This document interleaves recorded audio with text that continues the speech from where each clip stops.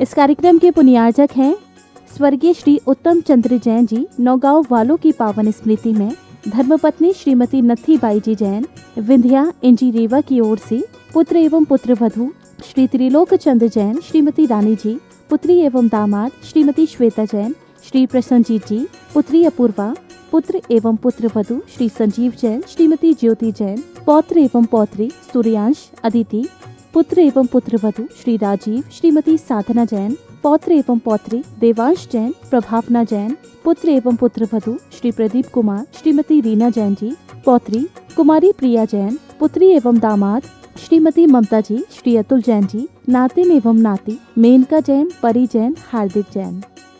Firm Vindhya engineering service Rewa, branch of Vindhya engineering को Satna, Vindhya engineering service Indore.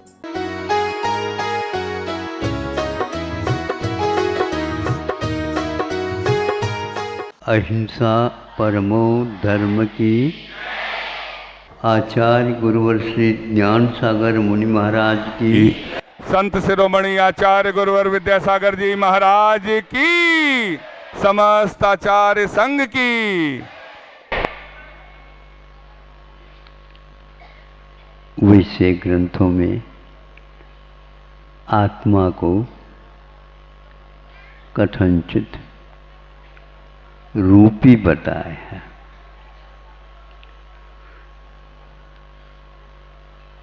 और इसको जो अरूपी है, अमूर्त है, फिर भी वह रूपी क्यों बना, मूर्तिक क्यों बना, इसके बारे में बहुत दार्शनिक मंथन में है, आलोड़न कर रहे हैं। ये रसायन पद्धति कैसी है, इसके लिए कोई नियंता हो, उसके माध्यम से ये कार्य किया जा रहा हो, ऐसा कोई सोच सकता है। क्योंकि यह रचना और किसी भी मशीन में डालने के लिए कुछ रॉ मटेरियल डाल दिया जाए और वह नीचे से मनुष्य हो जाए, तिरंच हो जाए, पशु हो जाए, पक्षी हो जाए, ऐसा तो कहीं भी नहीं। तो विज्ञान भी आश्चर्य में है। कोई वैज्ञानिक ने ये कहा, भगवान का यह मशीन अपने आप में अद्भुत है, हम ऐसे मशीन नहीं बना सकते। बन कैसे रहा है, इसके बारे में भी उनके सामने बहुत उलझने हैं, बहुत समस्याएं हैं। चूँकि वह वैज्ञानिक होने के कारण मान करके चल नहीं सकते, पहले उसको कसेंगे। अब कौन से कसौटी के ऊपर वो कसना चाहते हैं वो जाने, लेकिन सारे कसावट के बाद में भी यह यंत्र का रहस्य खुल नहीं सकता। एकदम इसका विलय हो जाना और उस स्थान पर दूसरे का उत्पादन हो जाना अद्भुत है। बाकी कोई अद्भुत संसार में है ही नहीं, जो यही एकमात्र अद्भुत है। इस तत्व के विषय में जैनाचार्यों ने भी काफ़ी व्यवस्थित संसारी प्राणियों के सामने रखने का उद्यम किया है। जैसे चूना है आपके पास, जो पान वगैरह में कत्थे के साथ आप डाल करके उसका सेवन करते हैं। तो यहाँ पर हम उस चूना और हल्दी, इन दोनों का, चूना तो सफ़ेद है, हल्दी तो हल्दी है, आपके सामने है। दोनों के वर्ण भिन्न हैं और ये दो वस्तु आपके सामने हैं, किंतु इन दोनों को थोड़ा सा सम्मिश्रण कर लिया जाए, न ही चूना आपको दिखेगा, न ही हल्दी दिखेगी। दोनों का मिश्रण आपके हाथ में है, आपके सामने है। कौन सा? लाल। अब न चूना लाल था और न हल्दी लाल थी। सामने सामने इसको नकार भी नहीं सकते। सामने देख रहे हैं, आंखों का काम है देखना, वर्ण की पहचान। उनके लिए कोई भी वर्ण जो सफ़ेद के रूप में देखने को नहीं मिल रहा। आंखें भले ही ज़्यादा मल लो तो भी अब चूने के कण दिखने वाले नहीं। उसी प्रकार हल्दी के कण भी दिखने वाले नहीं। और इसको सम्मिश्रण रखो, वह पूर्ण रूप नहीं आ पाएगा। इस प्रकार यह परिवर्तन हो करके दो वस्तुएं एक वस्तु के रूप में आ गई। न ही जीव दिखता और न ही इस जीव से पुद्गल को अलग किया जाता। इसका सम्मिश्रण किसने किया? जैसे इस लाल रंग का मिश्रण आपके हाथ में हुआ, उसी प्रकार परिणामों के कारण जीव के परिणाम चैतन्यमय है और वह राग द्वेष से पीड़ित होने से उस स्थान में रहने वाले जो वर्गनाएँ हैं, रॉ मटीरियल है, वह कर्म के रूप में पैदा हो जाता है, परिवर्तित हो जाता है। इसको हम हाथ से दिखा नहीं सकते, किंतु आपके जो कोई भी संवेदन वर्तमान में हो रहे हैं, उन परिणामों की उत्पत्ति में कर्म का उदय अवश्य है। ये कहा गया है, लिखा गया है, माना गया है, किंतु मानने वाले, कहने वाले, लिखने वालों के सामने कोई सामान्य व्यक्ति अपनी जिज्ञासा रखता हो तो उसे समझाना बहुत कठिन है। मोक्ष मार्ग समझने और समझाने की बात कम है, किंतु मानने की बात है। महाराज यही तो बात है, हर एक व्यक्ति अपने अपना मनाना चाहता है। और यदि मान लो स्वयं ने माना है तो किस आधार पर माना? तो मानो ऐसे कहेंगे तो वह गला नहीं उतर सकता। रोटी तो निगल लेते हो, गैया तो रोटी को एक साथ खा लेते, आप लोग भी खा लेते हैं। बड़ी बड़ी वस्तु भी है, उनको भी चर्वण करके और कंठ में से प्रतिदिन निगलते हो। और वह जब तक आप इसके द्वारा क्षुधा का विनाश नहीं होता, इसका विश्वास नहीं करते, तब तक वह रोटी भी नीचे नहीं उतरती, क्योंकि आपकी मान्यता उसमें नहीं रही। इस मान्यता के साथ यदि हम धीरे धीरे पूर्वजों के कथन के आधार पर आगे कदम उठाते हैं, यह धीरे धीरे संवेदन में बात आ सकती है। जब इसके लिए एक ऐसा भी कर्म का उदय होता, जिसको अवधि ज्ञान बोलते हैं। आज वर्तमान में अवधि ज्ञान श्रद्धान का विषय विज्ञान के सामने नहीं, लेकिन उनको भी इस विषय में कुछ और सोचने को बाध्य होना पड़ता है। वो क्या है? एक लड़का कहता है मैं वहां से आया हूं। कहाँ से? यहाँ से कम भी 100 किलोमीटर दूर वह नगर अथवा गांव है और मैं वहाँ था।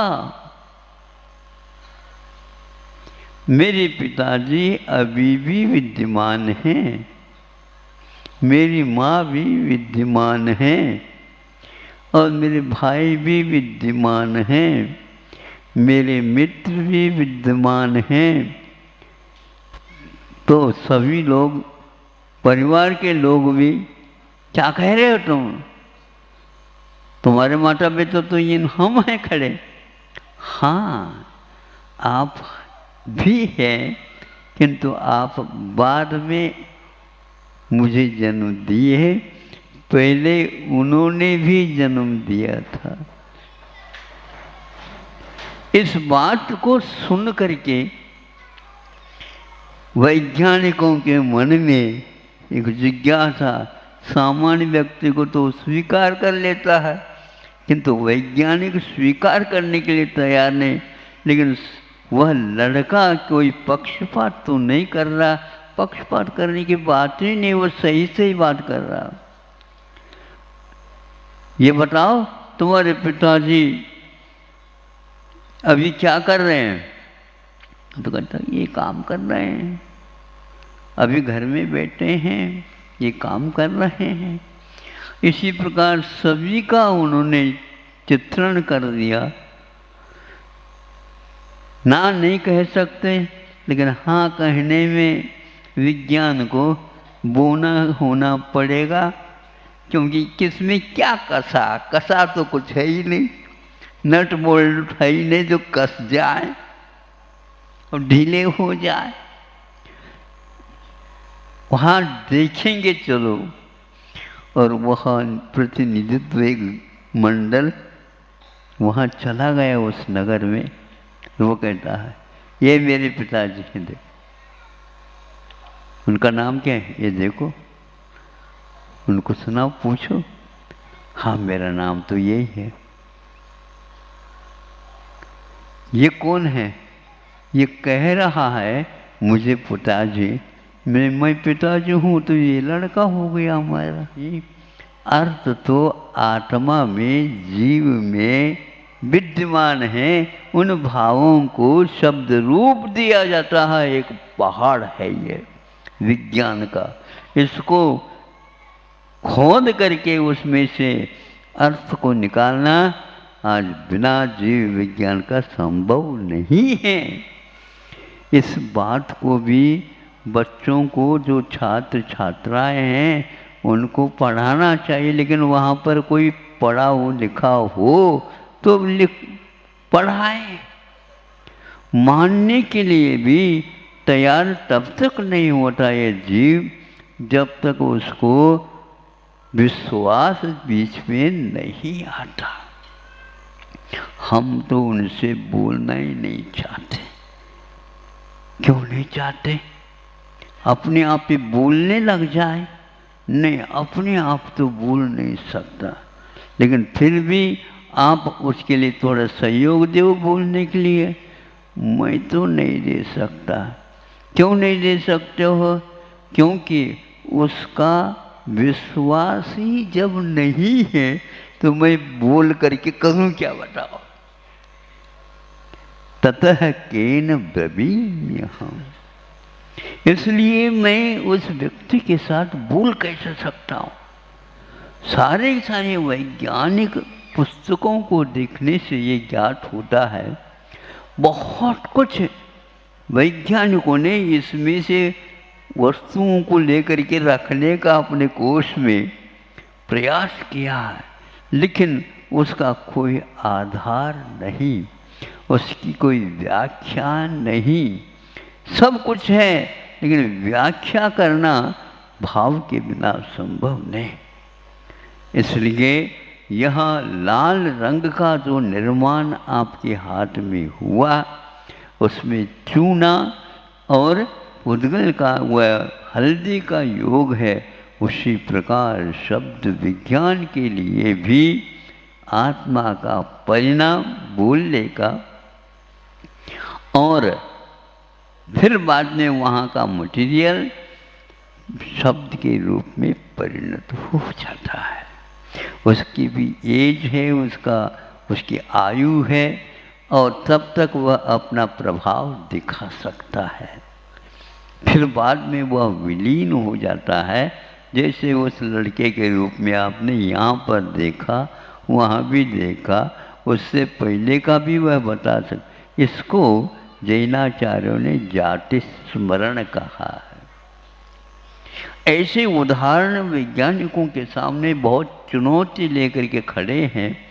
धीरे धीरे वो खिसकते हुए इस ओर भी आ रहे हैं, किंतु आने के बाद भी भिन्न भिन्न प्रकृति को लेकर के चलने वाले द्रव्यों का दो का एक होना तो इसी रूप में संभव है।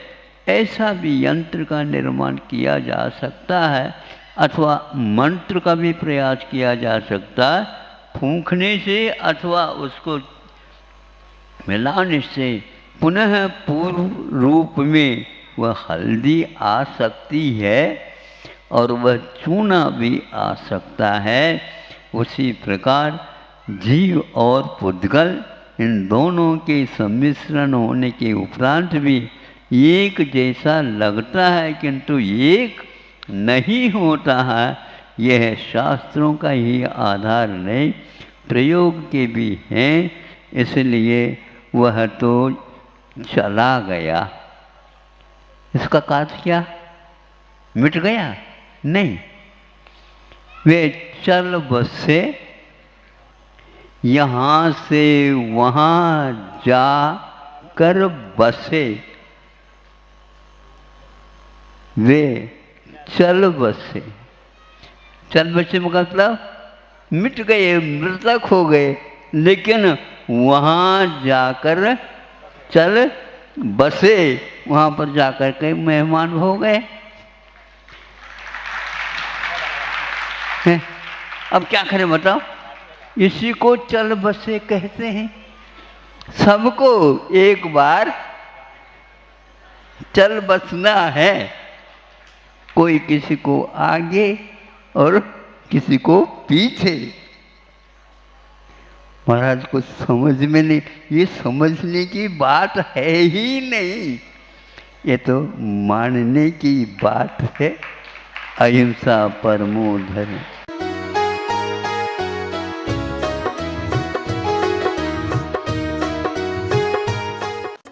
इस कार्यक्रम के पुण्यार्जक थे स्वर्गीय श्री उत्तम चंद्र जैन जी। नौगांव वालों की पावन स्मृति में धर्मपत्नी श्रीमती नत्थी बाई जी जैन विंध्या एनजी रेवा की ओर से पुत्र एवं पुत्र वधू श्री त्रिलोक चंद्र जैन, श्रीमती रानी जी, पुत्री एवं दामाद श्रीमती श्वेता जैन, श्री प्रसन्नजीत जी, पुत्री अपूर्वा, पुत्र एवं पुत्र वधू श्री संजीव जैन, श्रीमती ज्योति जैन, पौत्र एवं पौत्री सूर्यांश, अदिति, पुत्र एवं पुत्र वधू श्री राजीव, श्रीमती साधना जैन, पौत्र एवं पौत्री देवांश जैन, प्रभावना जैन, पुत्र एवं पुत्र वधू श्री प्रदीप कुमार, श्रीमती रीना जैन जी, पौत्री कुमारी प्रिया जैन, पुत्री एवं दामाद श्रीमती ममता जी, श्री अतुल जैन जी, नातिन एवं नाती Menka Jain, Pari Jain, Hardik Jain. Firm Vindhya engineering service Rewa, branch of Vindhya engineering को सतना, विंध्या इंजीनियरिंग सर्विस।